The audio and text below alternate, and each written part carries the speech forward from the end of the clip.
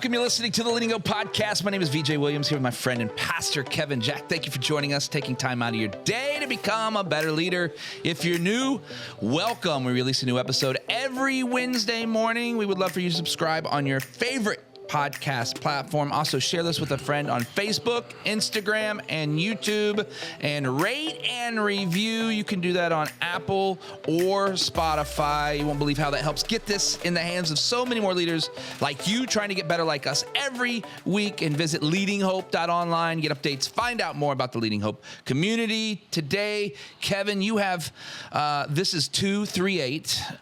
First. Yes. Oh, we didn't address this last episode because I'm kind of used to it already. Okay. You got a haircut. Oh, yeah, I did. You no longer have the Jesus locks. I do not. Do not have those, but I'm blessed to be here with you with a new haircut. Either way, Does it feel so much better? it actually does. So I came home from a trip out west and a lot cooler weather. Yeah, and you get back here and you got yard work because when you go on vacation you don't do your yard work before you go because you're not disciplined as you should be, and it's overgrown, and so you have to spend extra time weed eating, extra time in the humidity here. I ask Alexa, hey Alexa, what's the temperature? It's 91. It feels like 102. And so I proceed. And you're like, that's it. I proceed with the long hair. I'd already kind of planned to cut the hair, but that was the nail in the coffin. Are we planning on staying at this length, or are we? You know what? I don't think out that far about myself. Already. Gotcha. Yeah, like there's a lot of people that are vain and need and to you're not that person, and you're like, no, I could care less. My wife likes it, so that's a cool thing. So there you go. Yeah, I got that going for me. How did it look? All the old long hair on the floor of the barbershop. I had an incredible conversation. I didn't talk about this with the person who cut my hair, who was a manager of like 13 different of these places. Oh, and she usually says, "I like to show up." This is a leadership podcast for anybody right here. Ready? She's like, "I don't like to make people work hard, and I don't work hard." And she's awesome. Like, so I drove all the way from Auburndale to come to this location to be here to do this. But then we got to talking about what following Jesus actually is, and it was really awesome.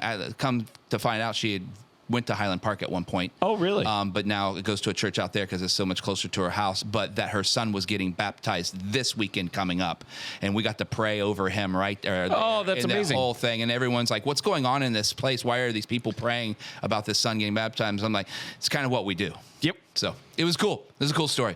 That's awesome. And I got a haircut. And you got a haircut. So that's that. All right, episode 238. 238. Don't let this become unbalanced. Yeah. Oof. So the start is... There is no balance. We are not balanced people. Yes, sir. Right? Yep, absolutely. Like, we're not like I need my life. I think my life is balanced over the long term, never the short term, never a single day. It's good. So it's the sense of like just to touch on it, because it's not the point of the podcast, but just so we're aware of it, just like I think balance is a myth. I think balance is an unrealistic goal. I think balance is actually also unhealthy, from the sense of people are like, how on earth could balance be unhealthy? I think intense periods of focus are actually what increase your capacity.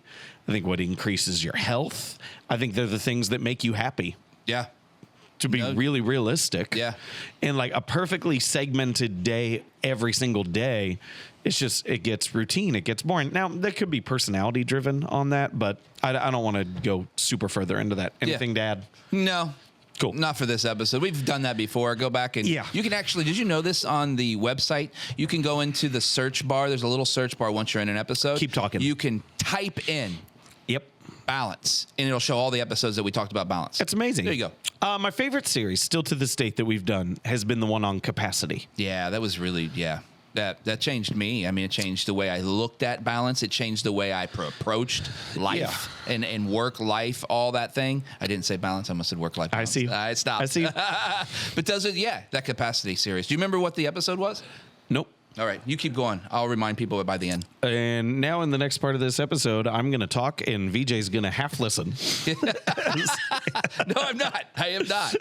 That is incorrect. Okay, so we are not balanced people, but I want to talk about the thing that has to not become unbalanced, and it has to do with self-awareness. Self-awareness, yeah. So let's talk self-awareness for just a second. Like every single person, their decisions, their habits, their personality has ripple effects into their relationships in life that they live. And so, like, obviously our decisions have ripple effects into our life. Yep. And so, like, the things you decide, the way you eat, stuff like that, we go through, like, you are the average of the 5 people that you're closest with in terms of your health, in terms of your wealth, in terms of your personal habits. Because we have a tendency, like, the decisions we make, the things that we do have ripple effects into the life that we live. This is also true for I don't want to, like, all of a sudden cause marital strife or problems from this. Okay. But, like, also how you carry yourself. Yeah. Your demeanor, your tone, Yep. which I could be well accused of in these moments. Like, Sure. all these different things, they have ripple effects of your presence. Yes. When you walk into a room, the room changes from what it was. Yes. And so just like we inherently understand that when you enter a space, you make the space different. Now, this is not meant to be like, hey, fuel for the narcissist. Like, when I enter the space, Yeah. it's different. I'm saying it's true for everyone. Yeah. Okay. Your presence carries an ethos to it if we're Yeah. going to get into like fun words and fun language like that. Yep. So here's the problem is other people's awareness of your presence and the impact of your presence will always in some way exceed your own awareness of the impact of your presence. Because you don't know what the room was like before you walked into it, and you don't know how the room is different after you've left it. You only know when you were in it. And so you cannot truly tell the impact, the change you have when you walk into spaces. That makes sense? Yeah. Decisions that you make. Yeah. You can't fully see, I would say like this for me, from my position. I can see how the decisions I make for our organization fully impact me. Yeah. I cannot see, I try to, but I cannot see how my decisions fully impact other people in terms of their work life, their home life, how they operate, things that they do. I can't tell that. I know the impact of my words on me. I cannot fully know my impact of my words on you. Yeah. And so here's the thing that can never become truly unbalanced is your self-awareness always has to stay within the range of other people's awareness of your actions. If other people's awareness of your presence and your actions all of a sudden begins to become dramatically different from your own level of self-awareness, you're in a horrifically dangerous spot. Yeah. Yeah, that's good.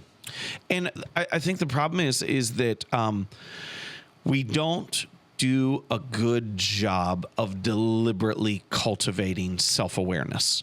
And this is, let me kind of like, if I could run down this path for a second, is we cultivate self-awareness in edifying ways, but not constructive ways. So we cultivate self-awareness in a sense of like, we'll take personality tests. And the biggest thing anyone seems to gather from personality tests is these are all the things I'm good at. Yep. Could just pause there and have fun with that for a second. Yeah. You're like, I took a personality test and it told me all the things I should begin doing differently. But I didn't see any of those. All I saw was, you're good at this. And I thought, yeah, I am. I'm great at that. Yeah. And so there becomes this really dangerous thing is that if my level of self-awareness isn't in the same range as other people's awareness of my actions, personality, decisions, ethos when I walk into the room, if it's not somewhere in the same range, then all of a sudden I'm blind to the impact of my own life on those around me. Yeah. Yeah. And what's naturally going to happen from that is a couple things. You're going to keep making messes that you're unaware of. Yeah. You're not going to, and it's such a funny thing. Like people don't realize how and I've been in rooms I am sure I have done it. Yeah. I'm just unaware of when I've done it because that's the nature of it. Where someone walks into a room, makes a casual passing comment that's really cutting that they don't realize, and then they walk out of the room and they don't see like the mess they've made in people's lives in that moment. Yeah. So if you're not deliberately cultivating self-awareness, you're going to keep making messes that you're unaware of. You're going to, this is maybe the most important one, you're going to have to slow down because you're constantly going to have to recalibrate to current reality. Does that make sense? Maybe. Okay, so the person who has self-awareness, let's say it like this, they are able to go at a reasonably quick pace throughout their life because they know the things as they have. We're going to get into next episode, the habits of self-awareness and what that looks like. But because they're constantly cultivating self-awareness, they can stay at a reasonably quick but a steady pace because they know how what they're doing impacts those around them. Yeah. The person who does not cultivate self-awareness goes sprint, stop, retreat, sprint again. And so they'll quickly do things. Then their team will stop them and be like, whoa, you made a mess. Gotcha. Everyone's ticked. Everyone's upset. They'll have to retreat a couple paces and be like, oh, I'm sorry, I didn't realize I did that. Oh, I'm sorry, I didn't realize I said that. If they're a good leader, they'll apologize. If they're not, they'll just keep running forward. Yeah. And then they'll just sprint again and run through that same cycle. And so their pace over time is actually slower because they're not aware of the impact of their actions and the impact of their decisions. Yeah. That makes sense. And then most importantly within this is the person who's not cultivating self-awareness will eventually lose their leadership. Yeah. And I think it's so fun to look at, and hopefully these people have grown over time. But like you see, like I see it a lot in sports of like coaches that programs can only handle them for like 4 years. Yeah. Because they're brilliant. Yeah. But the reality is, by the end of 4 years, all the administration, everyone around them is just exhausted with them, tired of them, doesn't want to deal with them anymore. And even if they're winning, their time is now up. Yeah. Pre-Michigan, and I'm not getting all into the depths of this, okay, but this was Jim Harbaugh. Yeah. Like everywhere, like he was at Stanford, and after 4 years, they did amazing under him. Yeah. It was like, the Cardinals are done with him. Yeah. I was like, how are they done with him? They were like 10-2, and they were like 4-7 before he got there. Yeah. And like, no. Then he went to the 49ers for like 4 years, and like, yeah, they need to part ways. It was like, they just lost in the Super Bowl. Yeah. Like, they weren't even that competitive before. I'm like, oh no, administration and him, the relationship is so strained. Yeah. And if you're not, and maybe he's grown, he stayed longer at Michigan. Yeah. I'm not getting into all that. No, just to be clear. but you're right. And just so everyone knows, the Stanford was the Cardinals, not the Catholic high priest Cardinals. Like, just they were not done with him. Just to be clear. Yeah, just I want to make sure people. I don't know. Maybe they are. We don't know. How would you define self-awareness? Because I think you're using that word a lot on purpose. Yep. in a way that helps us understand what this episode's about. But I think a definition from you would help clarify maybe someone trying to discover what that really is for them. Yeah. If I could just like make it really practical. Yeah. I know how you view me. Yeah. Yeah. I know when I make a decision, the narrative that you're telling yourself. Yeah. I know when I enter a room, the feeling that is created. I know how you view me. Gotcha. That's good. That's very helpful. And I always want to pause in here because I always say like the role of leadership is not to be loved. I think that's the other side of this. Yeah. And so it is like there has to be a balance there because sometimes I'll get feedback when people are like, I don't know how to say this any other way, but I've kind of said it the whole way throughout my leadership. It's just like if you're not doing good at your job, you shouldn't feel great about how you're doing at your job. Yeah. My job, my role is to increase your impact, your effectiveness, and your character. Yeah. I believe that's my role. I can't ever exceed it beyond your own desire for it. Right. I can't want it more than you want it. Yeah. But if you're not doing good at where you're in, you shouldn't feel good about what you're doing. Yeah. because you should feel encouraged about your potential for growth. Yeah. But not your current state. Explain that a little bit more in which you would say something like, you're aware of how it makes them feel, because that is part of being self-aware, right? You're aware of what you're about to say has an impact, good, bad, indifferent, about the situation, circumstance, decision. But then you will also tell people in a good way that you are going to be a frustration to them if they choose this path. That's also a part of self-awareness on the other side of the good feeling about talk about that. There's the difference between self-awareness and people-pleasing. Yeah. People-pleasing always acts for the other person to like your decisions, your presence, everything else. Right. Self-awareness is aware. Gotcha. Like, I know how you view me. Yeah. And that's going to change approach and maybe some decisions. Good. But I'm not casting off my calling. I'm not casting off our vision in order for you to like me more. Yeah. But I'm not oblivious to it. I think that's the thing, is I know I'm going to be a frustration to you, and I'm not unaware that it's going to be a frustration. And I'm not changing it. Yeah, it's not going to. But I know it. But I know it. And so I think some people operate in this oblivious to, I'm going to be a frustration to you, and then I'm surprised that I was a frustration to you. Yes. That is such an important statement. That's not self-aware. If you're a frustration to people, you better know it. Yes. And it better be deliberate and on purpose. Exactly. For what is best for them. Right. Yep. That's the key there, and I don't think that some people understand that. I think it's a difficult concept. Yeah. And so the thing within this is others always have a better view of you than you do. No, that's good. That's a good line. Yeah. Others always have a better view of you than you do. That's good. Because you don't know what the room was like before you were in it, and you don't know what it's like after you leave. Yeah. And so what comes out of this is that self-awareness is not about gifting. Self-awareness is about the discipline to gain that perspective. It's good.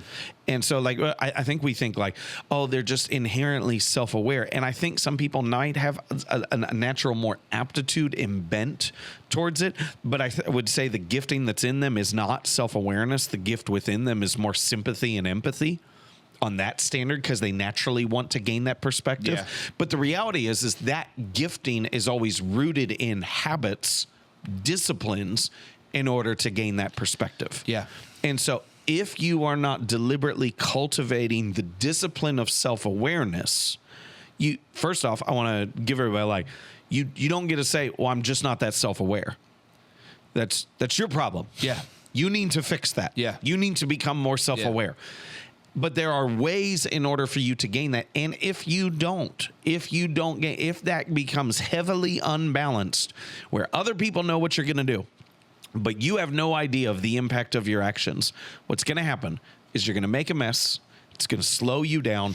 And ultimately, you will lose your leadership. It's good. Because you do not realize how you are straining the relationships that are essential, because you don't know the impact you have and how others view you. That's good. Just to wrap this up, just so we may be able to help somebody specifically today, don't let this become unbalanced. You said cultivate a discipline of self-awareness.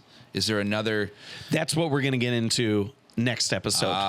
These are the habits. Cliffhanger. Oh, that was a self-aware move. But right there. I really needed. I needed people to see how important self-awareness is, good, and that it is discipline, not natural perception. Like, it's not just like natural; it's discipline that has to be there, and then we can look through. Here are the disciplines that help you gain self-awareness. That's great. And that little mini series. That is the end of 238. Don't let this become unbalanced. If you're new to the podcast, thank you so much for spending time with us today. If you haven't subscribed, it means the world to us. If you did that now, also post about it, rate and review, or both. You won't believe how that helps get this in the hands of so many more leaders like you. We love hearing your stories, how the podcast is working in your life and business. If you have a story, visit leadinghope.online, and we just love to hear from you. Remember, everyone has 20 minutes to learn to become a better leader. Make it count. Woo!